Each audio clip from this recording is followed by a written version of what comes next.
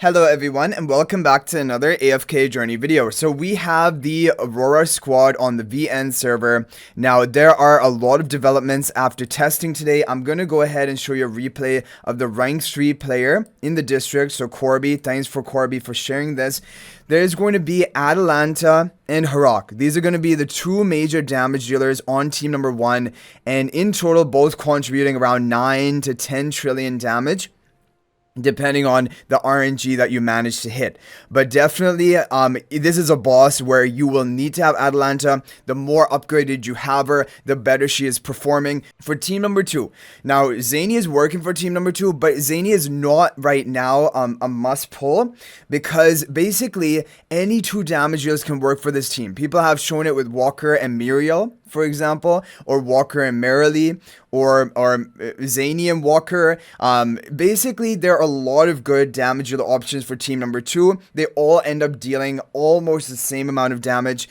Zanie may be a little bit better compared to other heroes, but honestly, as of right now, it looks like she is not going to make that big of a difference. As long as you have 2 good damage dealers here, whether it be Walker, Marilee, Mariel, Zanie, maybe even Sinbad, you're probably going to be fine. But Sonya is used in most of the teams, and then also Lycol in order to keep your team alive. The healing is important. The team number 1 is going to be No-Harak as well. So like, if you don't have No-Harak, you're going to lose out on score. If you don't have Atalanta or high upgraded Atalanta, you're going to lose out on score. That is just the nature of Aurora squad, and the score gap is going to be pretty decent, because we can show an example right now. My viewer has Mythic Atalanta. His highest is 22.5 trillion with his Mythic Atalanta that you can see here. And comparing it to the top rankers, they're up to 27 or maybe even 28 trillion, but they're also high Paragon upgrades. So like, there's different things going into it, but basically there's a big score gap if you don't have Atalanta belt, if you don't have No-Harak belt. Now there is a decent team if you don't have, for example, No-Harak belt. There's going to be a decent team for that can get around about a total score of 22 trillion, like here. But if you do not have No-Harak and you also don't have Atalanta, that is when it's going to be really tough, because you're going to be missing out 2 of the key, most hardest score contributors in this Aurora squad, and those are really the 2 important ones. Now, as for other things, people were thinking, can Zanie work as No-Harak food rather than Fresto?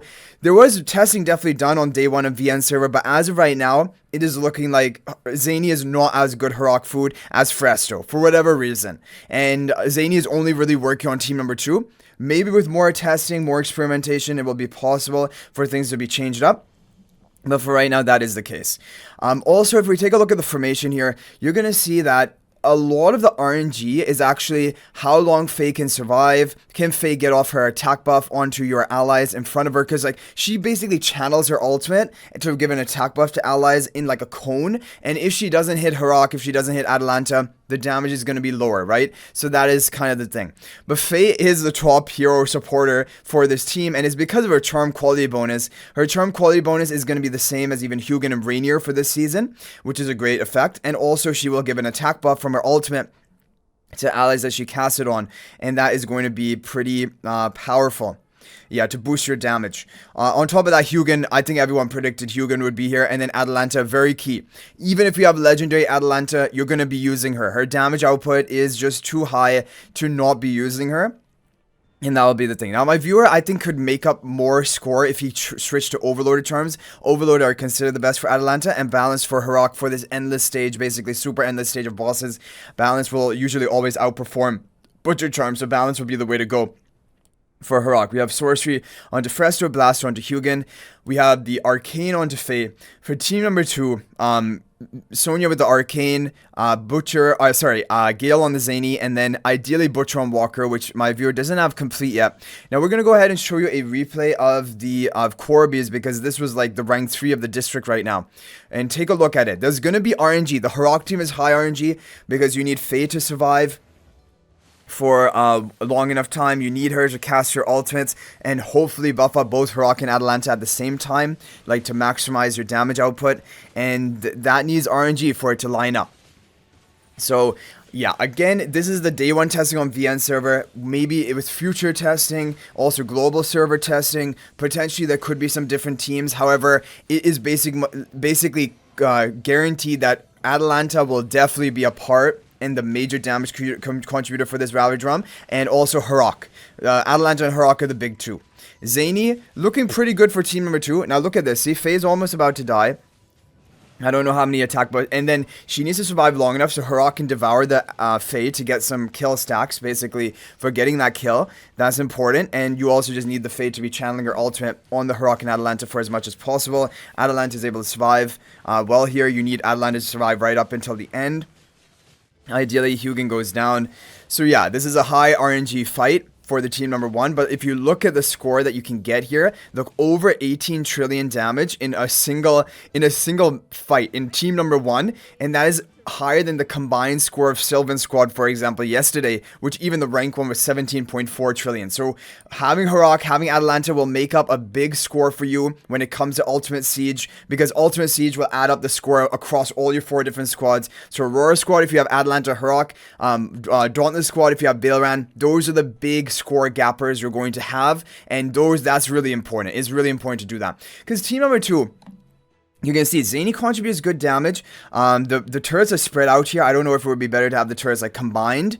I'm not sure about that.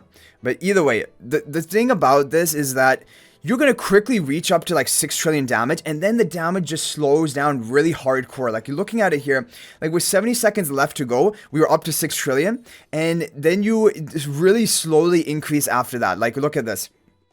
We're 6 trillion, it took a while to get to 7 trillion, now it's going to take even longer to get to 8 trillion. The damage just really slows down almost to a complete halt. But you have this light call spell, which is crucial to keep the team alive, because you have no form of healing on this team. Look at this, Zanie's almost dead right now, and Zanie does go down in the end. I think that could be one of the potential issues with Zanie on this team, is that Zanie cannot survive as well as a hero like Walker or Sonya, which survived just fine. Maybe if you could get Zanie to live a little bit longer, it could be better. However, honestly speaking, her turrets will remain. Her turrets will continue to deal damage even after she dies. And in total, this gets around 8.5 trillion.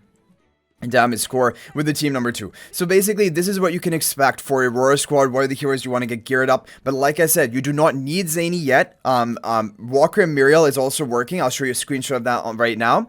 And also getting similar to this amount of damage output. And Merrily can also work. Sinbad can maybe even work. So that's not so important. But the team number 1, Atalanta, is crucial. Get those extra copies from the arena store.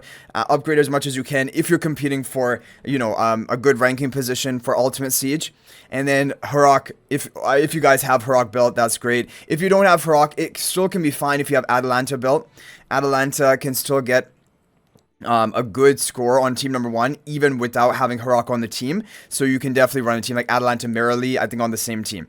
So anyway guys, I hope you enjoyed the video. Thank you for watching. Let me know your thoughts about all of this in the comment section down below. Do you have any other input, any other ideas of what teams can work out? But good luck basically preparing for Ravaged ROM. I will keep you guys updated if any other changes happen, and this will just basically give us a really good idea of what to be shooting for, and even the charms to be getting for the upcoming Ravaged ROM that we're going to be having on global server. But thanks for watching guys. I hope you enjoyed the video. If you're not already a member of my Discord server, please join my Discord. There's a link to that in the description of this video. Also, if you're thinking about making a purchase in AFK Journey, please use my affiliate link for the official Farlight store. There is a link to that in the description of this video and a pinned comment. This is the best way you can support me and also gain 5% bonus dragon crystals on your purchase. So thanks for watching. I'll hopefully see you in the next video, and until then, everyone, peace out for now.